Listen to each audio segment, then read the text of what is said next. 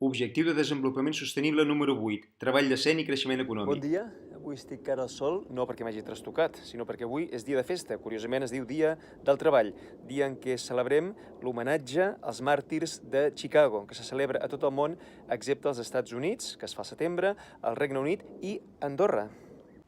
Hi ha moltes maneres de referir-se al treball. Treball, sens dubte, és una, i és prou conegut que ve de tripalium, d'un instrument de tortura que consistia en 3 pals. Això diu molt de com era concebut el treball. Però en català en diem feina, fer feina. De fet, a Mallorca no diuen treballar, diuen fer feina.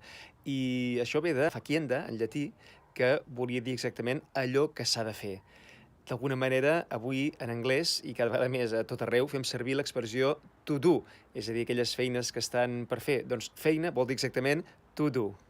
En anglès en diuen work, worker, i ve de l'indoeuropeu werk, que volia dir fer. Per tant, seria absolutament equivalent al nostre fer feina.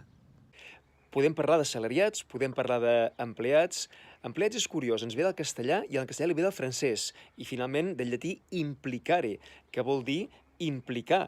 Allò que avui dia, amb la societat del coneixement, requerim cada vegada més de les persones de l'equip que s'impliquin en el projecte i que s'hi deixin la pell. La pell, justament.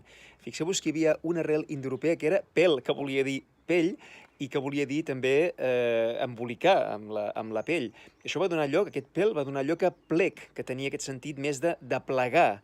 I aquest plec va donar lloc a implicar. Per tant, empleat és absolutament el que s'hi deixa la pell, el qui té el compromís, el que s'hi implica. Si en lloc d'implicar hi poséssim altres prefixos, podríem dir el duplicat, el triplicat, el complicat, el explicat, el suplicat o el replicat. Imagineu-vos totes les variants que podríem tenir per referir-se al empleat que no està prou in. En llatí es deia de dues maneres. Es podria dir laborare, i d'aquí ens ve la paraula laboral. Però curiosament també ens ve la paraula llavor en català, perquè la llavor feia referència a la feina agrícola i, per tant, al producte agrícola. D'aquí ens ve la llavor. Però també es deia, en llatí, a més de laborare, es deia operare, que venia de opus, obra, i que venia d'una arrel indoeuropea, que era oep, que ja ho diu tot, volia dir treballar. Uep, vinga, va, som-hi, no?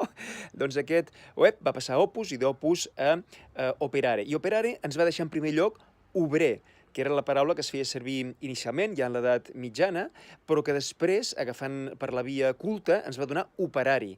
A l'obrer, d'alguna manera, no feia falta que tingués grans coneixements, mentre que l'operari va aparèixer en plena revolució industrial i representava que havia de tenir un coneixement més especialitzat. També tenim peó, que és el que va a peu, i per tant no feia falta que tingués cap coneixement, o el manobre, que és la mà d'obra, i per tant tampoc feia falta que tingués cap coneixement. Però avui dia hi ha altres paraules. Avui dia es diu les quelis, he fet fortuna, que són les que limpien. Potser en català hauríem de dir les quenes, les que netegen i que els hi fa mal les esquenes. L'Objectiu de Desenvolupament Sostenible número 8 de Nacions Unides ens convida a treballar pel treball decent i pel creixement econòmic. Em podeu seguir a Responsabilitat Global. Gràcies!